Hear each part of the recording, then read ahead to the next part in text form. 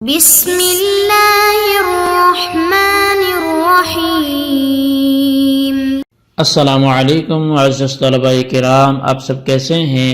آج ہم نور الانوار کے سبق نمبر 339 کو پڑھیں گے۔ آج کے ہمارے سبق کا عنوان ہے حتیٰ کا بیان۔ جیسا کہ ہمارے حروف معانی کا ذکر شروع تھا تو متعدد حروف کی بحث ہم نے مکمل کی، اور جن میں سر فہرست واو تھا، فا تھا، او کی ابھی ہماری بحث، یعنی کہ لاسٹ جو ہمارے اسباق تھے ان میں او کا ذکر چلتا رہا اور کافی طویل ہماری بحث ہوئی۔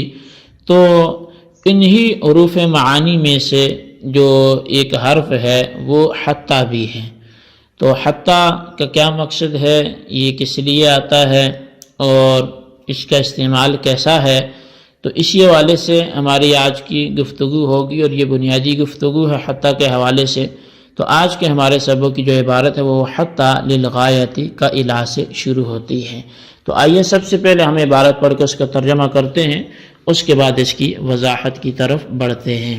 مصنف علیہ رحمہ لکھتے ہیں وحتیٰ للغایتی کا الہ، اور حتیٰ الہ کی طرح غایت کے لیے آتا ہے، یعنی ان حتیٰ وَإِنْ عُدَّتْ هَاهُنَا فِي حُرُوفِ الْعَطْفِ لَكِنَّ الْأَصْلَ فِيهِ مَعْنَى الْغَايَةِ كَإِلَى بِأَنْ يَكُونَ مَا بَعْدَهَا جُزْءٌ لِمَا قَبْلَهَا كَمَا فِي أَكَلْتُ السَّمْكَةَ حَتَّى رَأْسَهَا۔ یعنی کہ کلمہ حتیٰ اگرچہ اس جگہ حروف عطف میں شمار کیا گیا ہے، لیکن دراصل اس میں الہ کی طرح غایت کے معنی ہے، بہین طور پر کہ حتیٰ کا ما بعد حتیٰ کے ما قبل کا جز ہوتا ہے، جیسا کہ اکلت السمکۃ حتیٰ رأسہا میں یا یہ جو ہے رأس جو ہے وہ ما قبل سمکہ کا جز ہے، او غیر جزء کما فی قولہ تعالی ہی حتیٰ مطلع الفجر، یا پھر وہ جز نہیں ہوتا جیسا کہ اللہ تبارک و تعالی کے فرمان ہی حتیٰ مطلع الفجر میں ایسا ہی ہے۔ وَأَمَّا عِنْدَ الْإِطْلَاقِ وَعَدَمِ الْقَرِينَةِ فَالْأَكْثَرُ عَلَىٰ أَنَّ مَا بَعْدَهَا دَاخِلٌ فِي مَا قَبْلَهَا وَسَيَأْتِي تَفْصِيلُ إِلَى فِي مَوْضِعِهَا۔ اور بہرحال جو اطلاق اور عدم قرینہ کے وقت اکثر نحویوں کی رائے یہ ہے کہ حتیٰ کا ما بعد اس کے ما قبل کے حکم میں داخل ہوتا ہے، اور کلمہ الہ کی تفصیل عنقریب جو ہے اس کے مقام پر ہی آ جائے گی۔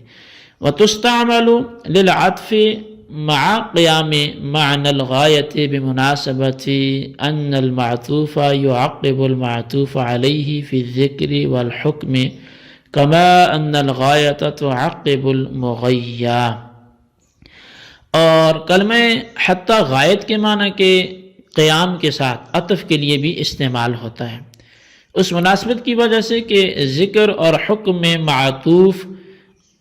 معطوف علیہ کے بعد آتا ہے، جیسے کہ غایت مغیہ کے بعد آتی ہے۔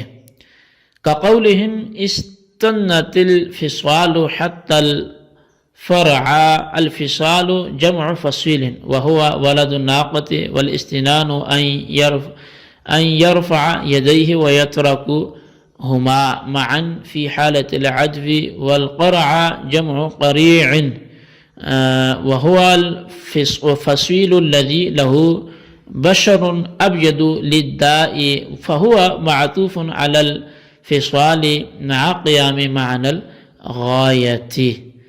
اس کی مثال بیان کرتے ہوئے فرمایا جیسے عربوں کا یہ قول کہ اونٹ کے طاقتور بچوں نے جست لگائی، یہاں تک کہ کمزور بچوں نے بھی، حتی القرع یہاں تک کہ کمزور بچوں نے بھی۔ الفصال جو فصیل کی جمع ہے اور وہ اونٹ کا بچہ ہے، اور استنان یہ ہے کہ بچہ دوڑتے وقت اپنے اگلے دونوں پیروں کو بلند کرے، پھر ان کو ایک ساتھ ڈال دے۔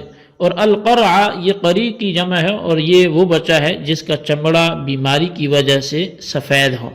بس یہ غایت کے معنی کے ساتھ ساتھ الفصال پر معطوف ہے، اور یہ الفصال پر معطوف کیوں ہے؟ کہتے ہیں لِأَنَّهُ كَانَ أَرْذَلَ مِنَ فصال لا يتوقع الاستنان منها وهذا مثل يضرب لمن يتكلم مع من لا ينبغي أن يتكلم بين يديه لعلو قدره وهذا كله في الأسماء. کہتے ہیں کہ یہ اس لیے کہ قرع فصال کی بنسبت کم مرتبہ ہیں، ان سے کودنے کی توقع نہیں کی جاتی، اور یہ ایک کہاوت ہے جو اس شخص کے سامنے کہی جاتی ہے جو ایسے شخص سے کلام کرتا ہے جس کے سامنے اس کی بلندی رتبہ کے سبب، اس کی شان کے علو ہونے کے سبب اس کے لیے کلام کرنا مناسب نہیں ہے، اور یہ ساری باتیں اسماء میں ہیں. جی طلبہ کرام، یہ تھی ہمارے آج کے سبق کی عبارت اور اس کا ترجمہ. آئیے اب اس کی وضاحت کی طرف بڑھتے ہیں.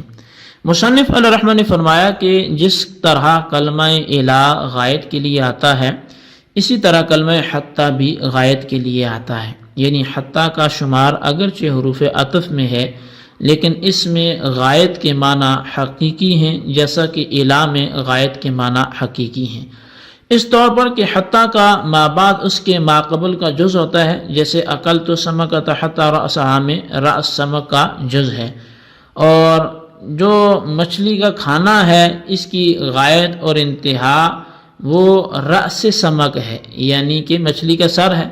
یعنی مچھلی کو تو کھایا ہی لیکن انتہا یہ کہ اس کے سر کو بھی کھا لیا. یا حتی کا ما بعد اس کے ما قبل کا جز نہیں ہوتا، جیسے ہیا حتی مطلع الفجر میں طلوع فجر ہیا یعنی لیلۃ القدر کا جز نہیں ہے. یعنی لیلۃ القدر میں پوری رات امان رہتا ہے، اور طلوع فجر چونکہ لیلۃ القدر کا جز نہیں ہے اس لیے یہ امان طلوع فجر سے پہلے ہی ختم ہو جاتا ہے. شارح فرماتے ہیں کہ کلمہ حتی جب بغیر کسی قید اور قرینے کے ہو تو اکثر نحویوں کی رائے یہ ہے کہ حتی کا ما بعد اس کے ما قبل کے حکم میں داخل ہوتا ہے، اور کلمہ الہ کی تفصیل ان قریب اپنے مقام میں آئے گی. اور بعض حضرات نے یہ کہا کہ حتی کا ما بعد حتی کے ما قبل کے حکم میں مطلقاً داخل نہیں ہوتا، اور مبرد کی رائے یہ ہے کہ اگر حتی کا ما بعد اس کے ما قبل کا جز ہو تو ما بعد ما قبل کے حکم میں داخل ہوگا، ورنہ نہیں ہوگا.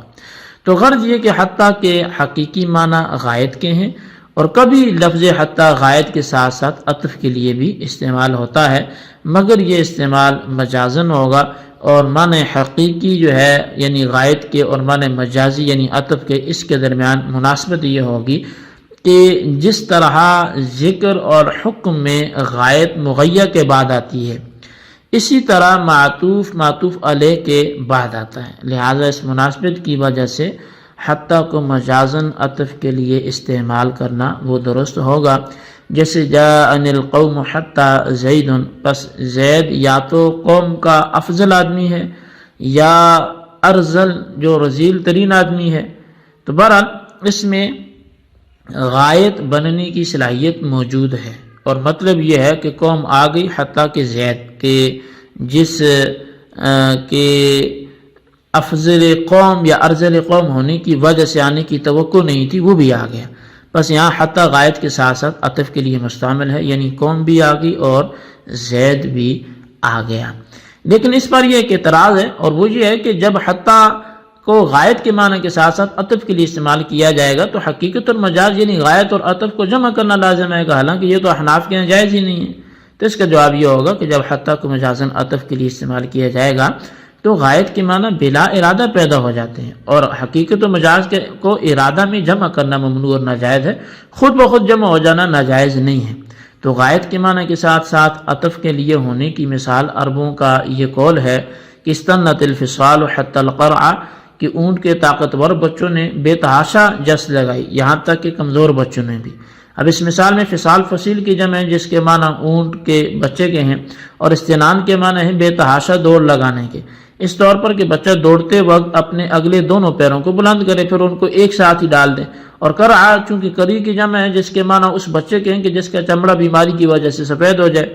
اب اس مثال میں القرع الفصال پر معطوف ہے اور غائط کے معنی بھی موجود ہیں، کیونکہ قرع اونٹ کے کمزور بچے، فصال یعنی اونٹ کے طاقتور بچوں کی بنسبت جو ہے وہ کم رتبہ ہے، ان سے کودنے پھاندنے کی توقع نہیں کی جاتی۔ تو شارح کہتے ہیں کہ عربوں کا یہ مقولہ ایک کہاوت ہے، اس شخص کے سامنے کہی جاتی ہے جو ایسے شخص سے کلام کرتا ہو جس کے سامنے اس کی بلندی اور رتبہ کی وجہ سے اس کے لیے کلام کرنا مناسب نہیں تھا۔ تو ہماری دیہاتی زبان میں اسی مضمون کو ادا کرنے کے لیے یہ کہاوت کہی جاتی ہے کہ چھاج تو بولے ہی مگر چھلنی بھی بولے، جس میں ہیں 70 چھینک۔ تو جیسے اور بھی بہت سی ایسی کہاوتیں بولی جاتی ہیں کہ ذات دی کوڑ کے لیے تو شتیرہ نو جپ ہے، یہ پنجابی کا ایک محاورہ ہے۔ تو بہرحال ایسی اور بھی کئی باتیں بولی جاتی ہیں۔ تو یہ ہمارے آج کے سبق کی کہانی تھی جی، خطہ کے حوالے سے بات تھی، اس کو آپ اچھی طرح ذہن میں رکھیں، اس کے خلاصے کو رجسٹر پر ضرور لکھیں اور بالخصوص ان سوالات کے جوابات دیں۔ سوال نمبر 1 ہے کہ حتیٰ کا حقیقی اور مجازی معنی تحریر کریں، اور سوال نمبر 2 یہ ہے کہ حقیقی اور مجازی معنی میں مناسبت بھی بیان کریں۔ اللہ تبارک و تعالیٰ سے دعا ہے جو کچھ ہم نے پڑھا سنا سے یاد رکھنے کی توفیق نصیب فرمائے، آمین بجاہ نبی الامین صلی اللہ علیہ وسلم۔